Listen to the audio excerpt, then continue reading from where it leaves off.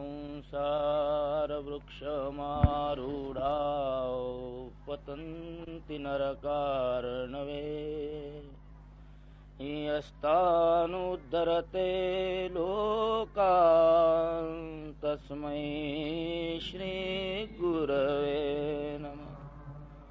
गुरुर्ब्रह्मा गुरुर्विष्णु गुरुर्देवो महेश्वरः गुरुरेकं परब्रह्म तस्मै श्रीगुरवे नमः। अखण्डमण्डलाकारं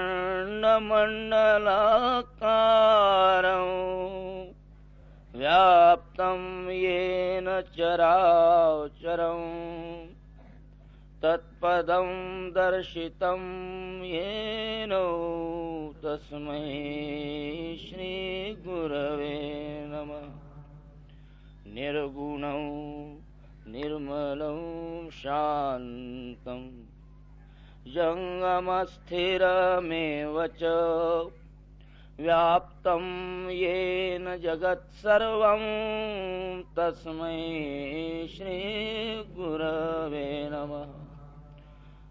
त्वं पिता त्वं च मे माता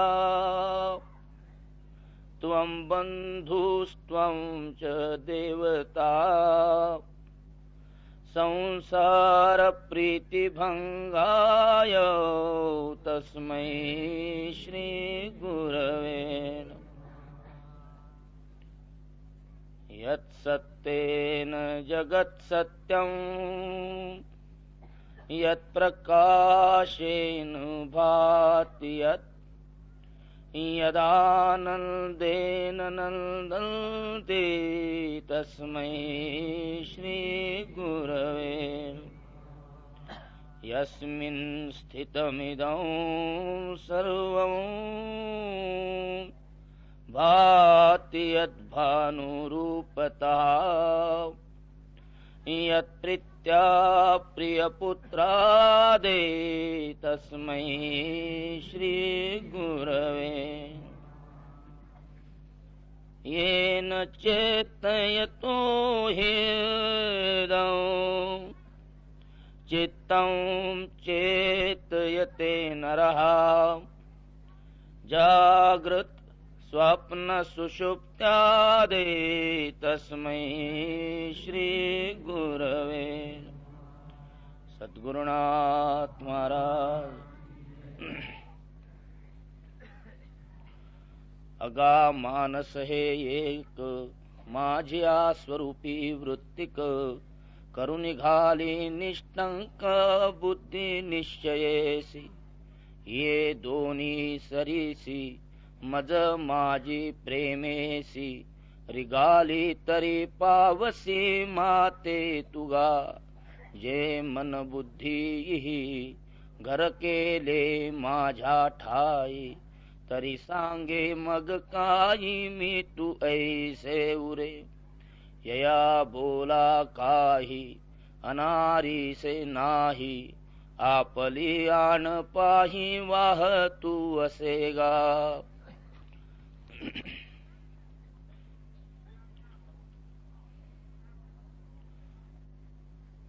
विश्वस्त श्री गुरुदेव आणि प्रेमळ भावंडांनो,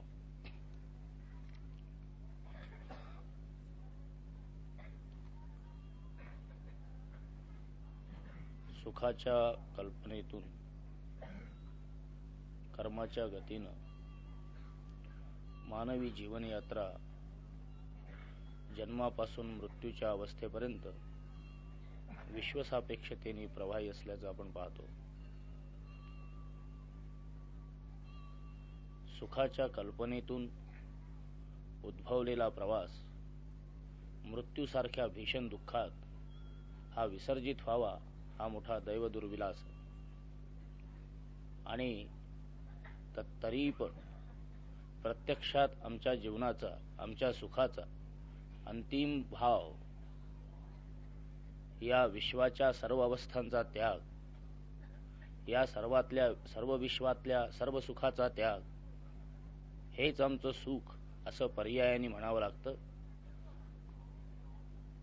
परंतु हा जो त्याग तो इच्छा नसताना घडल्यामुळं त्या त्यागाला कटू फळ आहे, दुःखकारक असं फळ आहे.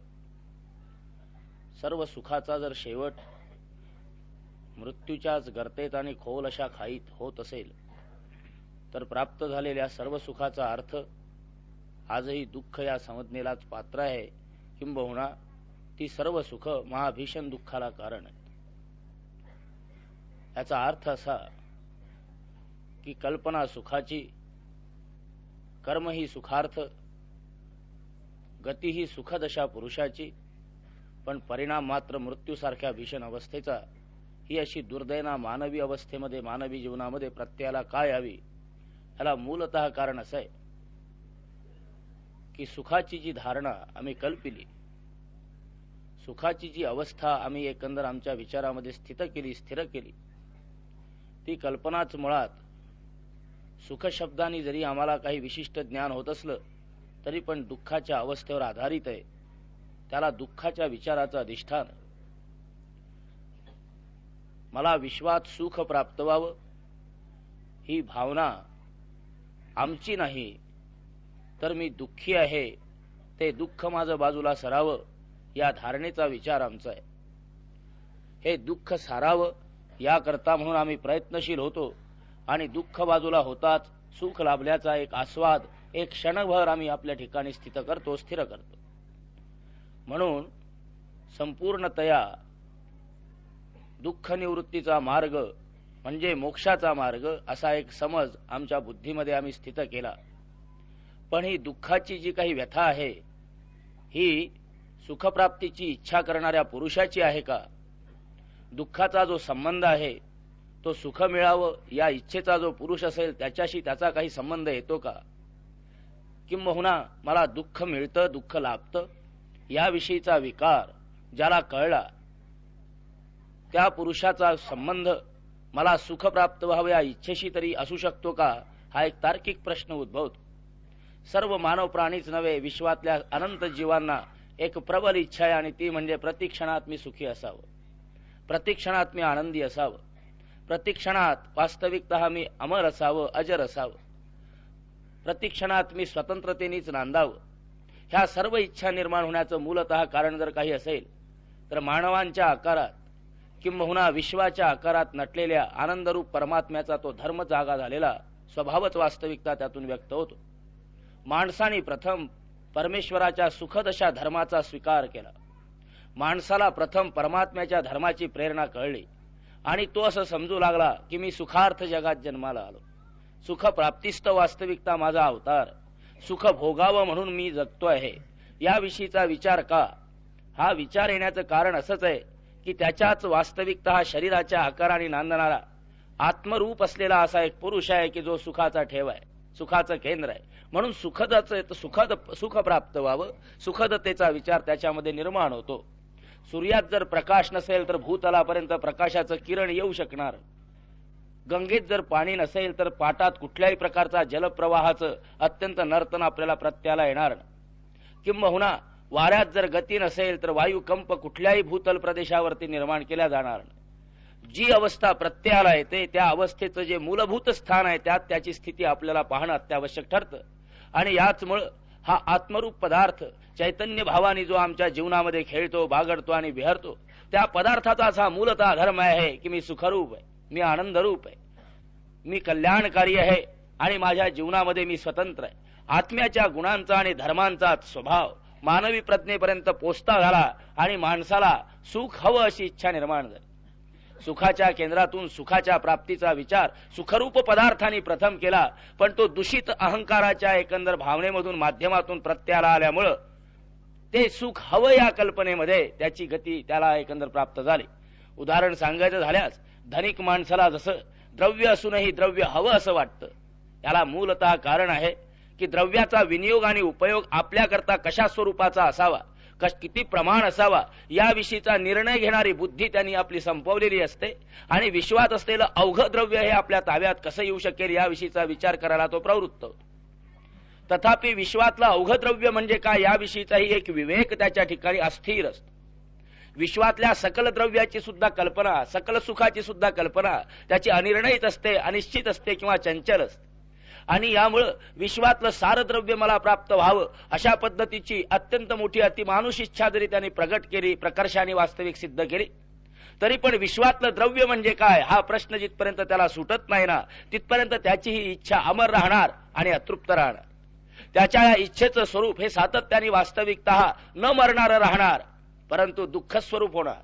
आणि याचमुळं धनिकातला धनिकही पुरुष स्वतःला धनाच्या ढिगाऱ्यावर पाहत असतानाही दुःखरूप मानतो, दरिद्री समजतो, अकिंचन मानतो.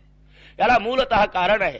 याला मूलतः कारण असं की बुद्धीच्या अशुद्धतेमध्ये, अहंकाराच्या वास्तविकता अपवित्रतेमध्ये प्रकाशित झालेल्या परमात्म्याचं स्वरूप हे दुःखरूपानेच प्रत्याला येऊ लागतं. कारण की अहंकारामध्ये सुखाचा स्वाद हा आतून येत असतानाही, सुखाची इच्छा स्फूर्त होत असतानाही ही कुठून आली आणि कशी आली याविषयीचा विवेक त्याच्या ठिकाणी नाही. अवघ्या विश्वाला सुख हवं, सुख मला पाहिजे हे तो म्हणेल की ज्याला सुखाचा प्रबोध, सुख नावाच्या पदार्थाचा ज्याला परिचय नाही, तो माणूस मला सुख हवं याविषयीचा प्रबोध करून घेणार नाही. कुठल्या का प्रमाणाने होईना, परंतु सुखाचा प्रत्यय त्याला असला पाहिजे. अनुमान प्रमाण म्हणा, शब्द प्रमाण म्हणा किंवा प्रत्यक्ष प्रमाण म्हणा, या साही प्रमाणाने जरी माणसाला प्रबोध कुठल्या ना कुठल्या प्रमाणाने जर सुखाचा नसेल तर मला सुख हवं असं त्याला म्हणता येणार नाही. ज्ञानाशिवाय मला वास्तविकतः प्राप्तीचा विषयच उरत नाही. मला कुठल्या तरी पदार्थाचं ज्ञान असतं आणि तो पदार्थ माझ्यात नाही, माझ्या जवळ नाही अशा विषयीचा एक अज्ञानजन्य प्रदेश जागा होतो आणि मग तो माझ्या हस्तगत झाला पाहिजे अशा विषयीच्या प्रबल इच्छेने तो कर्मप्रवृत्त होतो आणि मग विश्वामध्ये धारिष्ट्याने कर्मरत होऊ लागतो. सुखाची इच्छा करणारा हा महामानव याचा जर विचार केला तर सुखाच्या प्रेरणेतून सुखाची इच्छा निर्माण झालेली आहे. मला सुख हवं या कल्पनेत सुखाच्या प्रबोधाची एक सुप्त अशी कल्पना आहे, भावना आहे. ही भावना कुणाची? अहो सर्वांचा आमच्या आत्म्याशी आमचा परिचय आहे. तो सुखरूप परमात्मा आमच्यात निरंतर खेळतो आणि म्हणून काही नसताना आम्ही सुखरूप असतो. मोठी गंमत आहे. सारं कर्म आवरावं, कर्मात असलेलं संपूर्ण प्राप्तव्य बाजूला सारावं आणि जरा वेळ का होईना प्रत्येक माणसाच्या अंतःकरणामध्ये अशी प्रेरणा जागी व्हावी की कुठेतरी आपण जरा वेळ निवांत बसलो पाहिजे. या निवांत बसण्याची जी धारणा आहे ती सुद्धा आत्म्याचीच आहे. जे जे म्हणून काही आपण करावं असं वाटतं तो संपूर्ण धर्म प्रदेश हा वास्तविकता परमात्म्याचा आहे की जो आमच्या अंतरंगात अगोदरच वास्तविक त्या धारणेने, त्या अवस्थेने स्थित आहे. तो जर नसताना तर आम्हाला कदापिही आमच्या जीवनाचं सुख प्राप्त व्हावं अशी इच्छा झाली नसती.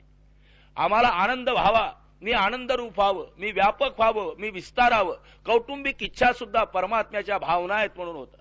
परमेश्वर विस्तारलेला आहे तिथपर्यंत माणसाला आपला विस्तार व्हावा अशा पद्धतीची भावना आहे आणि म्हणूनच हळूहळू का होईना तो आपल्या कुटुंबाची गती आणि दशा ही राष्ट्र, समाज, विश्व आणि विश्वानंतर ईशापर्यंत नेण्याचा प्रयत्न करतो.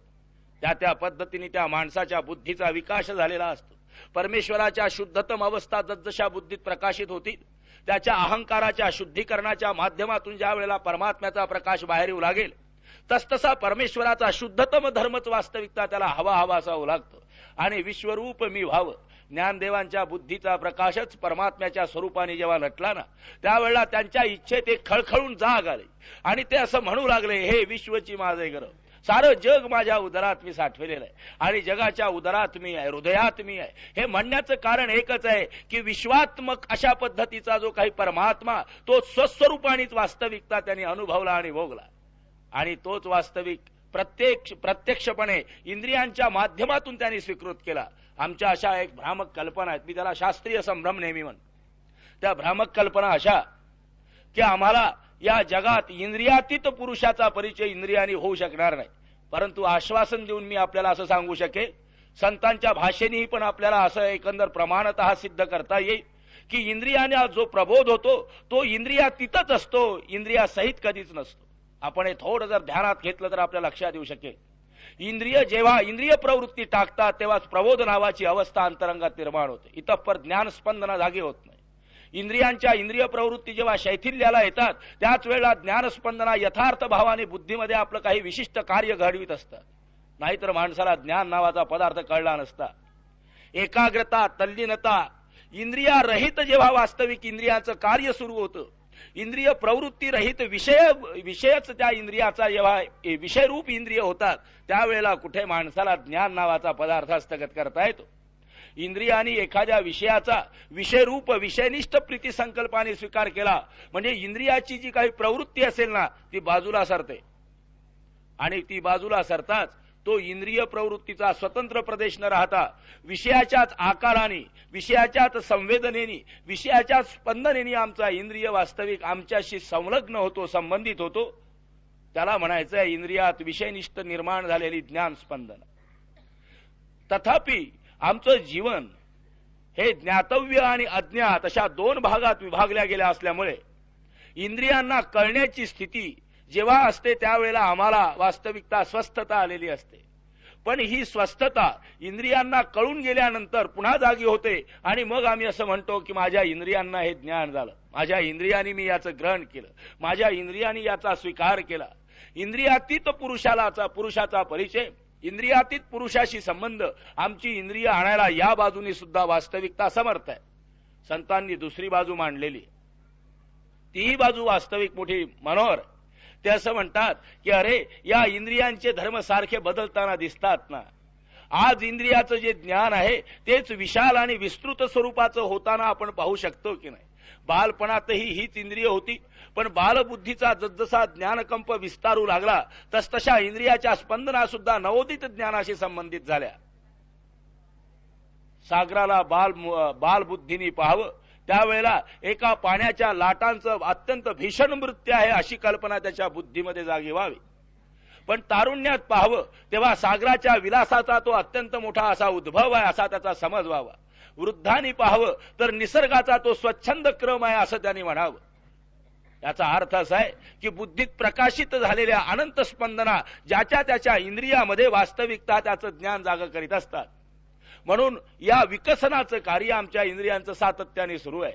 इंद्रियामध्ये ज्या प्रवृत्तीचा उद्भव आम्ही करू, ज्या ज्ञानाचा संकल्प आम्ही स्थित करू, ते ज्ञान वास्तविकता बाहेरून हे इंद्रिय घ्यायला समर्थ होऊ लागतात. इंद्रियाचं आतून बाहेरून परिवर्तन होतं. एकाच वेळेला आमची इंद्रिय अनंत पदार्थांना स्पर्श करीत असतात, किंबहुना तेच इंद्रिय अनंत पदार्थाचं स्पर्श ज्ञान विभक्ततेने समजून घ्यायला समर्थ असतात. इंद्रियाचं परिवर्तन जर होत असेल तर ज्ञानदेव असं म्हणतात ही तुझी इंद्रिय आहेत ना, ही सुखाकरता आसुसलेली आहे ना, मग सुखरूप पदार्थच इंद्रियामधून प्रवाह येऊ दे, आनंदरूप परमात्माच इंद्रियामधून धावू दे, किंबहुना स्वतंत्र अवस्थेचा जगतव्यापक अशा ईश्वराची अवस्था स्फुरित होऊ दे. म्हणजे मग तुझ्या इंद्रियांना कळू लागेल की जिथे पाहू तिथे हा माझे संगाती असंच दिसू लागेल. किंबहुना परमेश्वराचा स्पर्श माझ्या इंद्रियांना होतो. जिथे जिथे मी हात लावावा, जिथे जिथे पाऊल टाकावं, जिथे जिथे दृष्टी फेकावी, जिथे जिथे श्रवण वास्तविकता स्थित करावे, त्या त्या ठिकाणी सर्व दिशेने एका प्रभूचाच मंगलमय सोहळा वास्तविकता दाही इंद्रियांना आकलन केला जातो हे कळू लागतं. मग इंद्रियातीत अगोचर परमात्मा हा गोचर नाही का? अहो तो जर अगोचर या धारणेला म्हटलंय, इंद्रिय प्रवृत्ती विवर्जित परमात्मा आहे, इंद्रियातीत नव्हे.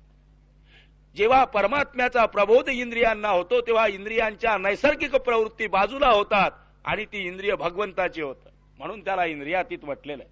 वास्तविकता भगवंत इंद्रियातीत नव्हे, ज्ञान वास्तविक इंद्रिय प्रवृत्तीतीत आहे.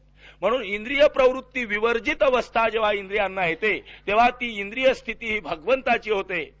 आणि भगवंताची इंद्रिय स्थिती होण्याकरता इंद्रियांना निरंतर राबविणारी अशी जी काही आमची सामुग्री असेल त्याच्याचवर आम्हाला मारा करणं, तेच प्रथम ताब्यात घेणं किंवा त्याचंच स्वरूप आपल्यामध्ये वास्तविकता बदलवून घेणं अत्यावश्यक आहे.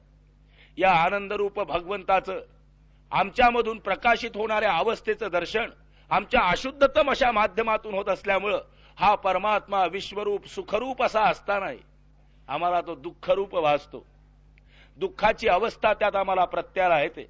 सुखाच्या वाटेने चालणाऱ्या मानवाला संकेत देतायत संत आणि सांगतायत, अरे मृत्यूच्या भीषण करते तुझं अवघ जगातलं सुख नष्ट व्हायचंय, धडपड कर, खुशाल कर.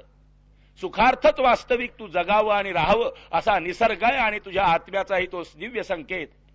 पण खऱ्याखुऱ्या सुखाची वाट चालणार नाही का? खऱ्याखुऱ्या सुखाकडे येण्याचं साहस करणार नाही का? अहो अंधारात प्रकाश वेचित बसण्यापेक्षा प्रकाशातच वास्तविकता जीवन घालविण्याचा उपक्रम कोण माणसाने का करून म्हणून संतांनी असं आव्हान दिलं आणि बुद्धिप्रदेश खळखळून जागा केला चेतविला. अरे या अग्निकणाच्या ठिणग्या गोळा करून जर तू काही दीप्ती प्रकाशित करण्याचा प्रयत्न करशील, त्यापेक्षा तुझ्या हाती आम्ही दीप्तीच देतोय की ज्यात अनंत अग्निकण कुठल्याही पदार्थाचे तुला तयार करता येतील. ही दीप्ती जर कोणची असेल तर ती परमेश्वराची प्रेम स्मृती आहे, परमेश्वराची प्रेम दीप्ती आहे, परमेश्वराचा प्रेम प्रकाश आहे. प्रभूच्या प्रिय प्रवृत्तीचं जागरण होतात विश्वातला अणूही तुला असा दिसणार नाही की जो जड आहे, चिद भावनेने भरलेला दिसू लागेल.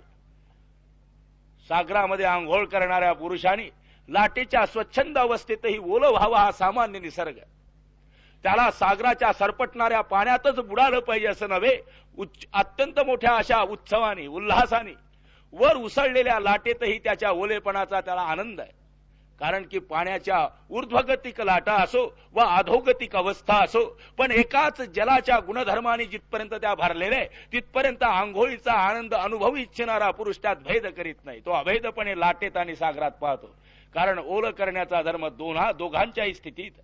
तरंगाकार असलेल्या अनंत जलांच्या स्वच्छंद अशा अवस्था जेव्हा नयन मनोहर अशा अवस्थेने एखादा पुरुष पाहतो, त्यावेळेला तरंगाकृतीचा जो काही एक विशिष्ट पद्धतीचा आनंद आहे तो अनुभवताना ह्या पाण्यापासून विभक्त आहे असं त्यांनी म्हणावं, पण अंगावर घेताना ओलच व्हावं हा सामान्य धर्म आहे.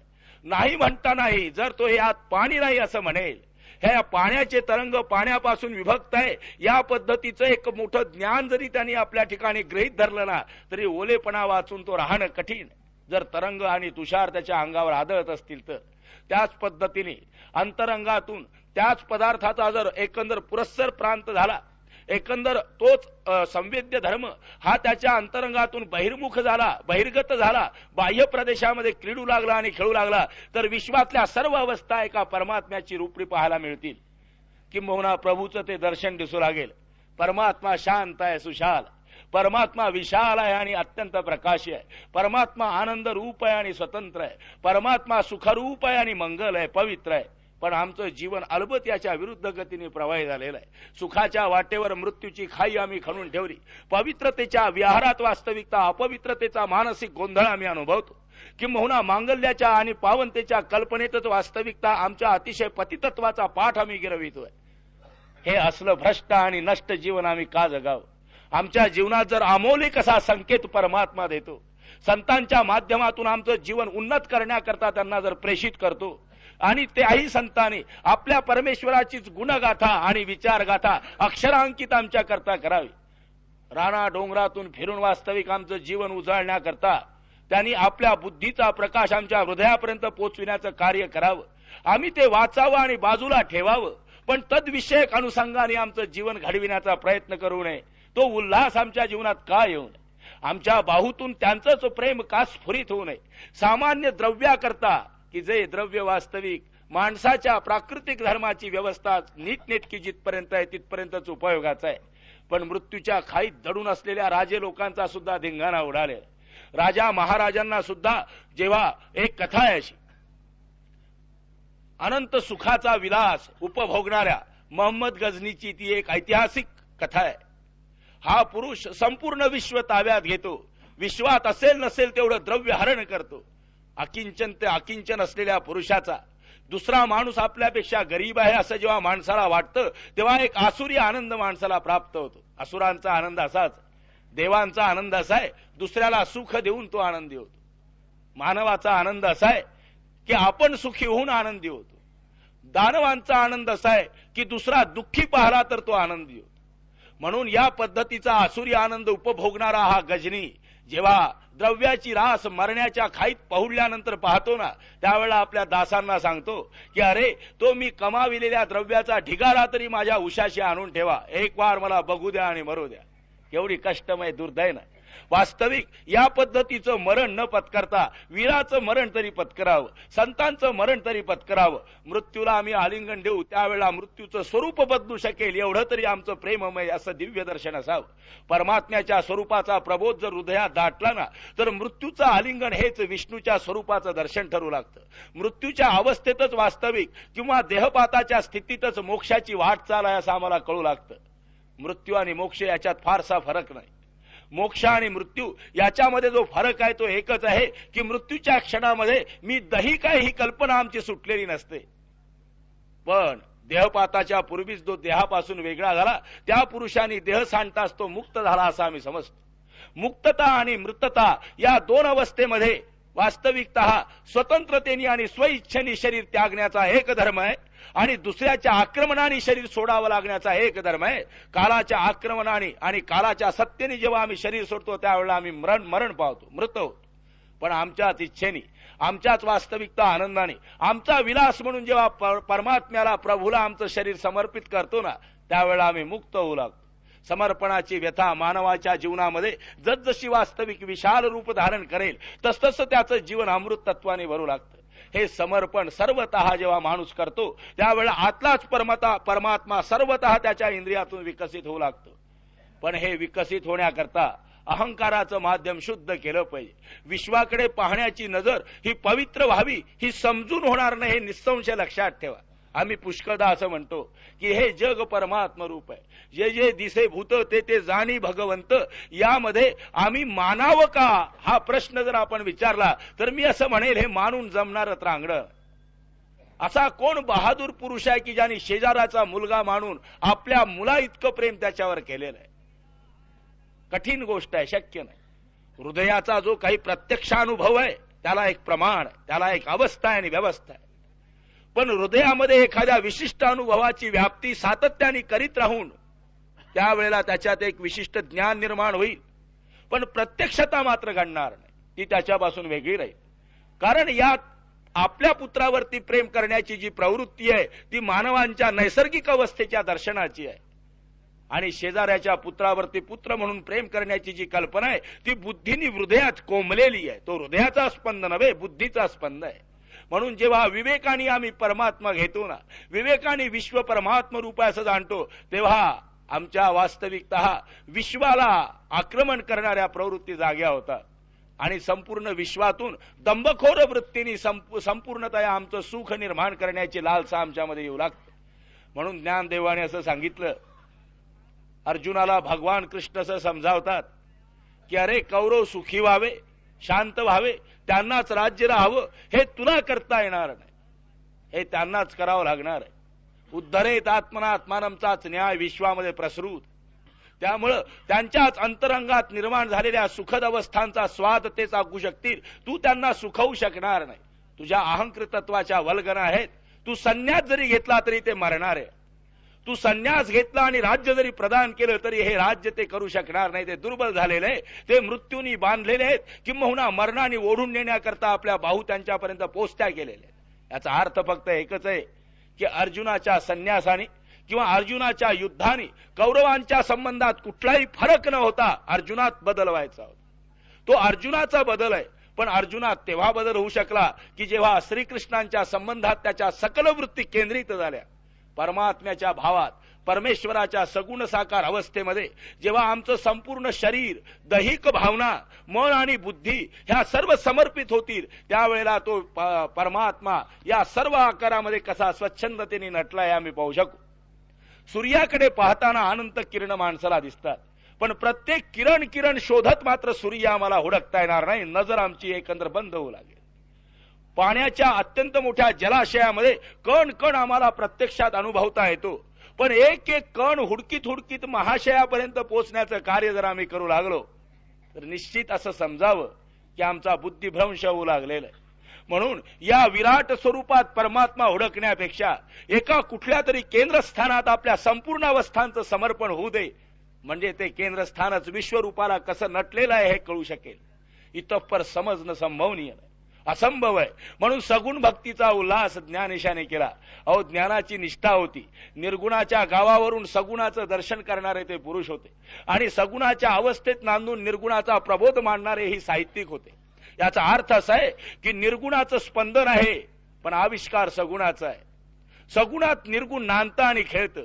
निर्गुण हे शक्तित्व असेल तर सगुण हे त्याचं प्राकट्य आहे, आणि असं जर नसेल ना तर सगुणापेक्षा निर्गुण हे थोर त्यांनी मांडलं असतं. ते असं म्हणतात निर्गुण नावाचा पदार्थ जो आहे तो सगुणाला सोडून असणं संभवत नाही. मानवी प्रज्ञेमध्ये कळण्याकरता सगुण हे मानवी प्रज्ञेत निर्माण केलं नाही, पुष्कळशा थोरांनी सुद्धा या बाबतीत मोठी गल्लत करून टाकलेली आहे. फक्त यथार्थ बोध ज्ञानेशांनी आम्हाला दिला.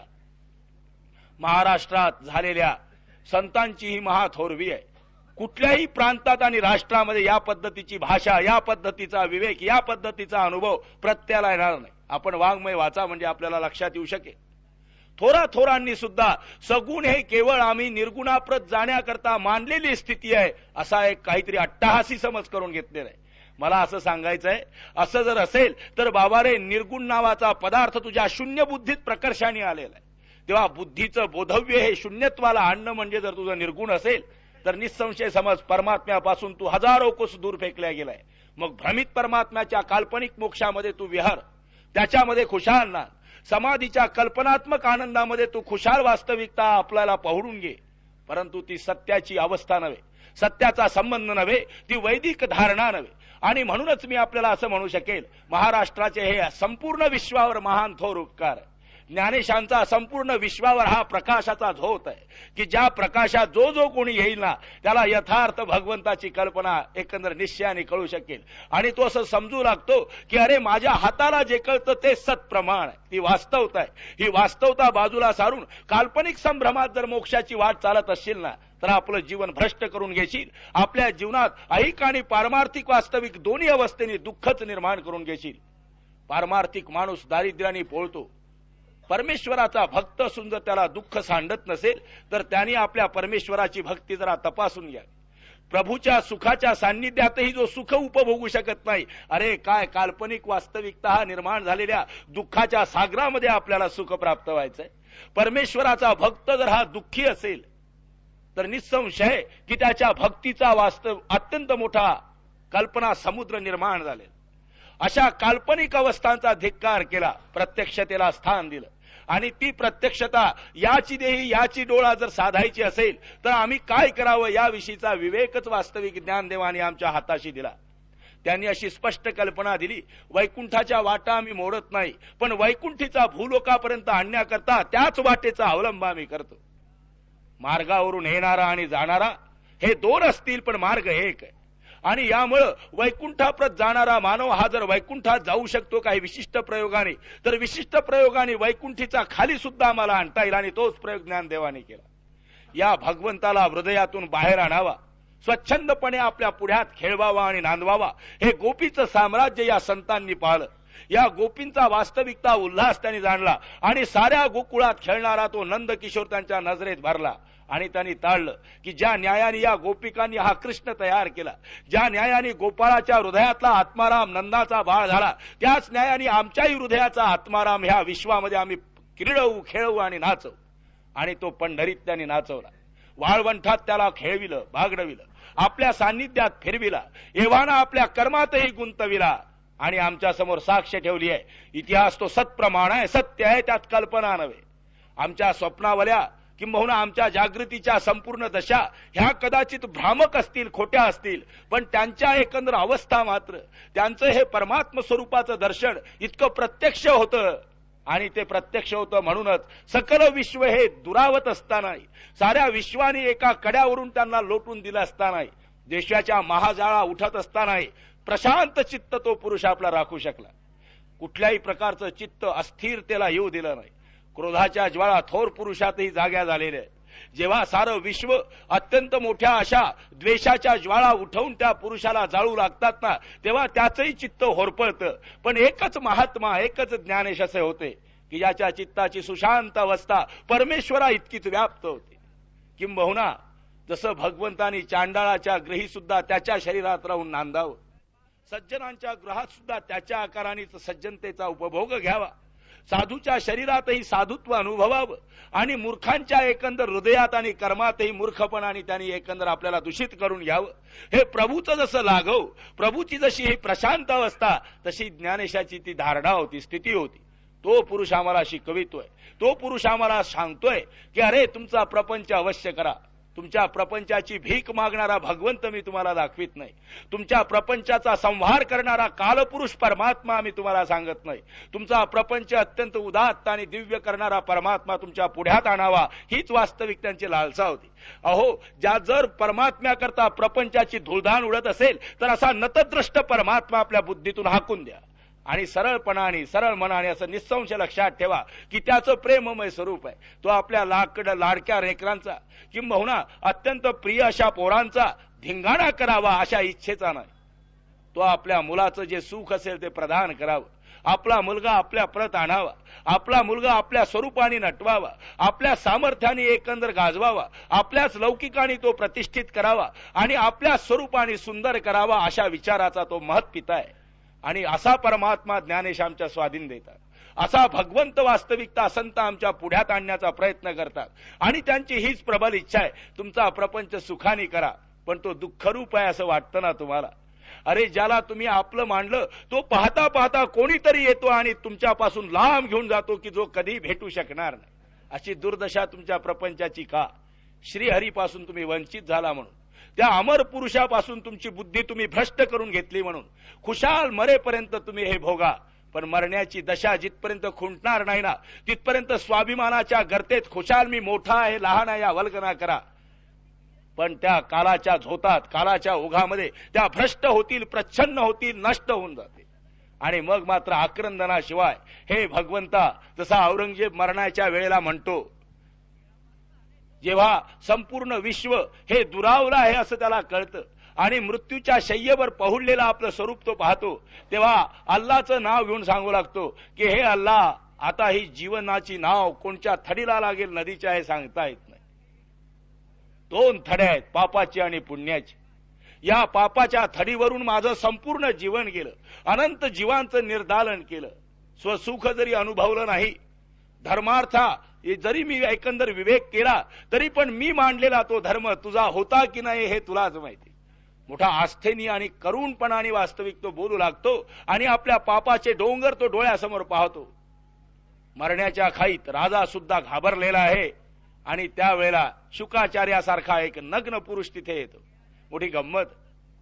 परीक्षित राजा, पांडवाचा नातू, मोठा धीरोत्तम बादशाह होता, मोठा बलाढ्य सम्राट होता. परंतु जेव्हा मृत्यूचा दरमान आपण पोहोचलो आहे असं त्याला कळतं ना, मृत्यू निधड्या छातीने आपल्याला पाचारण करतोय असं त्याला समजतं ना, आणि त्याच्या समोर मात्र आपली कुठलीही संपदा आणि सामर्थ्य टिकणार नाही याचा निर्णय घेता चित्त घाबरतं थरारत. पण आमच्या अज्ञानाचा विळखा आमच्या भोवती एवढा पकडीने बसलेला आहे की मृत्यू धडधडीत बुद्धीसमोर जरी असला तरी संतांचे चरण धरून आम्ही अमरत्वाच्या गावी जाण्याकरता शीघ्र गती करीत नाही. आमचं जीवन जसं चाललंय तसं आम्ही चालू देतो. अहो, देवाचं नामस्मरण तरी करा असं ओरडून जरी त्यांनी सांगितलं ना तरी आम्ही तेच करतो की ज्यात विषयाचं स्मरण आहे. आम्ही तेच करतो की ज्यात विषयाचा स्वच्छंद आक्रमणाचा प्रांत आहे. कुठल्याही सामान्य पदार्थाने आमचं चित्त ओढून न्यावं इतकी आमची दुर्दैना झालेली आहे. त्याचं स्मरण झालं की चित्त व्याकुळ व्हावं अशी आमची अवस्था होऊन बसलेली आहे. पण परमेश्वराच्या स्मृतीत मात्र चित्त व्याकुळ होत नाही. तरी पण आम्ही असं म्हणतो की तो आम्हाला का भेटत नाही. मोठी विचित्र कथा आहे. अरे, ज्याच्या ज्या विषयाकरता चित्त व्याकुळ होतं तोही विषय हे जग तुला द्यायला जर तयार नाही तर ज्याच्या व्यथेकरता तुझं चित्तही व्याकुळ होत नाही तो तुला भेटावा अशी अपेक्षा तरी का? परमात्मा भेटावा, परमात्मा मिळावा असं सर्वांना वाटतं, पण प्रभूचं सांगणं मात्र आमच्या जीवनाच्या व्यवस्थेने आम्ही सिद्ध करण्याचा प्रयत्न करीत नाही. का असं व्हावं? परीक्षिताच्या जीवनामध्ये जेव्हा मृत्यूची धडकी येऊ लागली ना, जेव्हा यमराजाचे शंख आणि नगारे वाजताना तो ऐकू लागला, त्यावेळेला घाबरलेल्या व्यथेने भगवान कृष्णाला तो स्मरू लागतो, त्यालाच हाक मारू लागतो. श्रीकृष्ण स्वरूप ज्याच्यामध्ये साठविल्या गेलं होतं तो शुकाचार्य तिथपर्यंत पोहोचतो. अंग सावळ झालेलं आहे, कृष्ण प्रेमात निमग्न आहे, ऊर्ध्व गती आहे आणि मोठा मृदुतम लाद घेत घेत कृष्ण प्रेमाने साजलेला तो शुकदेव परीक्षितीच्या नगरापर्यंत पोहोचतो. आणि जेव्हा पाहतो की केवळ व्याकुळ झालेला आहे, मृत्यूनी घाबरलेला आहे, तेव्हा त्याला आश्वासन दिलं शुकदेवाने आणि सांगितलं की अरे, ज्या श्रीहरीनी तुझ्याच पित्यांना जगविलं, तुझ्याच पित्यांचं साम्राज्य स्थिर केलं, तुझ्याच पित्यांचं वैभव नटविलं तो श्रीहरी तुला सोडून का देणार आहे? घाबरू नकोस, खंबीर हो. मृत्यू या जगाचं दान असेल, परंतु तुझं मात्र नव्हे. या जगात दान त्याचं आहे मृत्यू हे, की ज्यांनी विश्वाला परमेश्वरालाच विश्व या समज्ञेने जाणलंय. पण विश्वाला जो प्रभुरूप जाणतो त्याच्याकरता मरण नावाचं दान नाही, त्याच्याकरता वास्तविक मोक्ष नावाचं दान. म्हणून विश्वाला ईश्वर समजणारी प्रज्ञा आमच्यामध्ये जर जागी झाली तर हे परीक्षिता तुझं जीवन महान आणि दिव्य होईल. तो म्हणतोय की ही प्रज्ञा कशी जागी होईल? चिंतनाने होऊ शकेल. ज्ञानेश्वर सांगतात, ये दोन्ही सरीसी मज माझी प्रेमेसी. मोठ्या प्रेमाने आणि आस्थेनी हे अर्जुना, जर तू मन आणि बुद्धी नावाचे दोन्ही धर्म, तुझी प्रज्ञा आणि तुझी क्रिया, क्रियारूप मन आणि ज्ञानरूप प्रज्ञा, ज्ञान आणि क्रिया ह्या दोन्ही घटना जर माझ्यात मोठ्या प्रेमाने समर्पित करशील ना, तर हे निसंशय समज की तुझं जीवन हे माझ्या स्वरूपाने नटू लागेल. माझी अंककांती तुझी होऊ लागेल. माझं सामर्थ्य हे तुझ्यात ओतप्रोत भरू लागेल. परमात्मा एवढं दान द्यायला तयार आहे. अहो, असा कोण माणूस आहे की जो आपला सर्वतः आकार दुसऱ्याला समर्पित करून आपण शून्य होण्याचा वास्तविकता व्यवस्थाभाव साधतो? भगवंताचं हे दिव्यतम स्वरूप परमात्म्याने अर्जुनाला सांगितलं, पण तत्प्रित्यर्थ उपाय सांगितला आणि ज्ञानेशाने ते अचूक मर्म आमच्या स्वाधीन केलं. गीतेमध्ये विस्तार नाही, गीतेमध्ये भगवंताची वास्तविकता स्पंदना खेळली आहे, मोठ्या मधुरतम शब्दांनी नाचलेली आहे, पण ती स्पंदना अचूकपणे ज्ञानदेवाने आमच्या पुढ्यात दिली. ये दोन्ही सरीसी. मानवाच्या आकारात त्यांनी अर्जुन पाहिला आणि स्वतः श्रीकृष्ण झाले. श्रीकृष्णहून त्यांनी अनंत भक्तांकरता एक असा उल्लेख केला आणि सांगितलं, अरे मन आणि बुद्धी नावाचा जो तुझा धर्म आहे ना, त्यात परमात्म्याचा प्रकाश ज्वलंत होऊ दे, त्यात परमात्म्याचा प्रेम भाव नांदू दे, खेळू दे आणि विहरू दे. आणि मग मात्र हे मानवा, तुझं भय नावाचं जे विश्व आहे ते बाजूला सरेल आणि परमेश्वराचं वैकुंठ नावाचं अत्यंत सुखद जग तुझ्याकरता प्रकाशात येईल.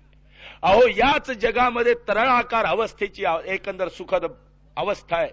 ही तरळाकार एवढ्या करता मी म्हणतो प्रत्ययाची नाही म्हणून, पण जेव्हा प्रत्ययाला येते ना, तेव्हा आज जे आपण आपल्याला दिसतो आहोत हेच विश्व तरळाकार होणार आहे. नजरच वास्तविकता बदलणार आहे. मीराबाईंच्या कवनामध्ये एक ठिकाणी असा उल्लेख आहे, मोहे लागी गुरु चरण लगन गुरु चरण की. त्या म्हणतायत, मोहे लागी लगन गुरु चरण की. सद्गुरूच्या चरणाचं अत्यंत मोठं प्रेम चित्तात मिरेच्या जळलं आणि सद्गुरूचे चरणच हृदयात साठविल्यामुळं त्यांचं पुढचं कवन असं आहे की त्यांची दृष्टीची वास्तविकता उलटी झालेली आहे. ही नजरच त्यांची फिरून गेलेली आहे. परमात्म प्रेम जेव्हा निर्माण होतं तेव्हा प्रथम नेत्रेंद्रियात एवढा फरक होतो. ज्ञानेंद्रिय संपूर्ण बदलून जातात आणि ज्याची ज्ञानेंद्रिय जशा रंगाने नटली असेल तसा रंग वास्तविक विश्वामध्ये खेळतो. म्हणून जनाबाई असं म्हणते, जनाबाईंचा पंढरी रायाला मोठी विनवणीपर अभंग आहे, मोठाच गोड आहे. त्या म्हणतायत, माझा तुझा रंग माझे गुणी, माझ्या रंगाने हे पंढरी राया तू खेळ, माझ्या आनंदाने तू खेळ. तुझ्या आनंदाने तर मी खेळतेच आहे ना, तुझ्या आनंदाने मी नाचतेच आहे ना. मग आता हे सांग की आनंदात द्वैत का? मग माझ्या रंगाने तू रंगाव. तुझा पांडुरंग असेल पण माझा श्यामल वर्ण आहे, त्यामुळं तू श्याम व्हावास. माझा आनंद हा संपूर्ण विश्वात वास्तविक सुखाची लहर निर्माण व्हावी हाय, म्हणून तू सुखरूपाने विश्वात खेळू लाग. साऱ्या संतांनी आपल्या रंगाने हा पांडुरंग रंगवला आणि म्हणून त्याला पांडुरंग म्हणतात. पांडुरंग म्हणजे ज्याला जो रंग द्यावा तो रंग घेणारा परमात्मा. ज्याला विशिष्ट रंग नाही, स्वच्छ रंग ज्याचा आहे, निर्मळ रंग ज्याचा आहे, हा निर्मळ रंगाचा पुरुष भक्त रंगाने नटतो. भक्तांच्या इच्छेने वास्तविकता रंगविला जातो. आणि असा परमात्मा या जनाबाईच्या स्वरूपाचा विचार करताना तिचा असा उद्गार आहे की हे पांडुरंगा, माझ्या रंगाने तू रंगाव. अहो, तो रंग भक्तीचा होता, पण आमचाही रंगाने तोच रंगतो, पण विषयाचा आहे. हा विषयाचाच रंग भक्तीचा करायचा आहे. मग आम्ही म्हणू शकू, आम्ही जर त्याच्या रंगात रंगलो तर त्याला भक्ती समजत नाही. म्हणून जनाबाई प्रथम पांडुरंगाच्या रंगाने रंगली आणि नंतर पांडुरंगाला आपल्या रंगाने तिने रंगवी. परमेश्वराच्या रंगाने रंगण्याकरता क्रिया आणि ज्ञान ही दोनच साधनं वास्तविकता मानव प्राण्याजवळ आहेत. म्हणून ज्ञान आणि क्रिया या दोघांमधूनही हे अर्जुना, हे मानवा, तू परमेश्वराचा प्रेम पाठ वाहू दे. जेव्हा एखादं कर्म करशील तेव्हा माझाच हरी कसा सुखवू मी, माझ्याच परमेश्वराचं मंगलमय पूजन मी कसं करू? जेव्हा जेव्हा तुझा काही कर्मप्रवृत्तीला प्रवाह येईल तेव्हा त्या कर्मातून परमेश्वराचं पूजन करण्याचं साहस तू करू लाग. आणि ही धारणा जर सांभाळली, प्रज्ञेतही जेव्हा चिंतन करशील तेव्हा ईश्वराचं कर. आणि विश्व बाजूला सार, पण विश्व बुद्धीतून बाजूला सार. हे जेव्हा घडेल, भगवंताला जेव्हा बुद्धीत साठवशील त्यावेळेला मौज अशी आहे, भगवंत रूप विश्व होऊन वास्तविकता तुझ्या बुद्धीत येऊ लागेल. कारण की तो तेवढाच व्यापक आहे. तू विश्वाला भगवंत मानू नको, तू फक्तच भगवंत आपल्या बुद्धीत साठव. आणि असं जेव्हा घडेल तेव्हा भगवंत स्वतःच आपल्या सर्व आकाराने तुझ्या बुद्धीत प्रविष्ट होणार. सूर्याला एक एक किरण प्रकाशावं अशी प्रार्थना करण्याचं कारण, सूर्योदय व्हावा एवढी जरी आपण इच्छा केली तरी पण तो सहस्त्र किरणांनीच प्रकाशणार. तसा एकटा भगवंत भेटावा म्हणजे साऱ्या विश्वाची मुलाखत व्हायची आहे. पण विश्वातल्या घटकाला आपला समजून आत्मैक्य भाव निर्माण करण्याची जरी इच्छा केली तरी उपयोग व्हायचा नाही. म्हणून सर्व सुखाचे आग्रह बाप रुक्मा देवीवर अशा भगवंतालाच, भगवान विठ्ठलालाच जेव्हा मन आणि बुद्धी आम्ही समर्पित करू आणि भगवंताचाच प्रकाश आमच्या सर्वांगाने आम्ही नटवू लागू, त्यावेळेला निसंशय समजा आमचं जीवन हे प्रकाशित होऊ लागेल, आमचं जीवन हे सुखरूप होऊ लागेल. अहो, तत्प्रित्यर्थ भगवंताने आण वाहिली. मोठी गंमत आहे. परमात्म्याला केवढी आस आहे, स्वतःच्या पुत्रांचं कल्याण व्हावं म्हणून देव स्वतःची आण वाहत. ज्ञानेशांचा त्यात उद्गार, ज्ञानेशांचा त्यात कळवळ आहे. ज्ञानेश असं म्हणतात की अरे, या बोलाला जर काही अनारिसे असेल ना, तर हे अर्जुना, हे पांडवा, निश्चित सांगतो मी तुला की माझी ही आण आहे की मी सांगतो हे खोटं नव्हे. आण घालून सांगण्याचा प्रघात अतिप्रियत्वात अतिसत्यतेत घडतो. जेव्हा प्रेमाचा कडेलोट होतो आणि हा माणूस ऐकत नाही असं दिसतं ना, तेव्हा त्यांनी ऐकावं या प्रबल इच्छेने तो भगवंत आपली आण घालतो. पण आम्ही असे खंबीर आहोत की आण घाल, नाही तर हवं ते कर, पण आम्हाला जसं काही जगायचं आहे तसं आम्ही जगू. तरी पण परमेश्वराने मला दुःख दिलं असंच आम्ही समजू. म्हणून सर्व विश्व एका मृत्यूच्या भीषणतेकडे धावत असताना थोपवून धरण्याचं कार्य संतांनी केलं आणि सांगितलं की अरे माघारा फिर, तू जरा मागे वळून ये, जिथून आला तिथपर्यंत ये, तिथून जिथून सुटला असला तिथे सुखाचा एक अत्यंत मोठा असा सागर आहे, आगर. त्या सुखातच तू लोळू लाग. म्हणून प्रकाशातच ये, अंधारात जाऊ नको. आडवाटेनी आपली पावलं उचलू नको, कारण की त्यात भयानक भीषण असं हिंस्र श्वापद आहे. म्हणून आडमार्गाने न जाता योग्य त्या राजमार्गावर आपलं जीवनक्रम एकंदर सिद्ध कर. म्हणून जीवन भ्रष्ट करू नकोस, प्रपंच मोडू नकोस, पण राजमार्ग जो देवाने दिला त्या मार्गाचा अवलंब कर. खूप समर्थ हो, खूप धनिक हो, खूप सुखी हो, पण हे सगळं सुख एका परमात्म्यात जाणण्याची बुद्धी ठेव आणि तत्प्रित्यर्थ वापरण्याची वास्तविक व्यवस्था आपल्या मनाची कर. एवढं जर केलं तर सारं जीवन तुझं परमेश्वराचं होईल आणि परमेश्वराच्या मांगल्याचा जो ठेवा वैकुंठ आणि मोक्ष हा सहजगत्या तुझ्या पदरामध्ये पडू शकेल. भगवंताने आपल्या सर्वांच्या कल्याणाचा यथार्थ मार्ग आपल्याला सुचवावा, प्रकाशावा ही प्रार्थना करून एका गीतानंतर आजचा कार्यक्रम मी समाप्त करतो.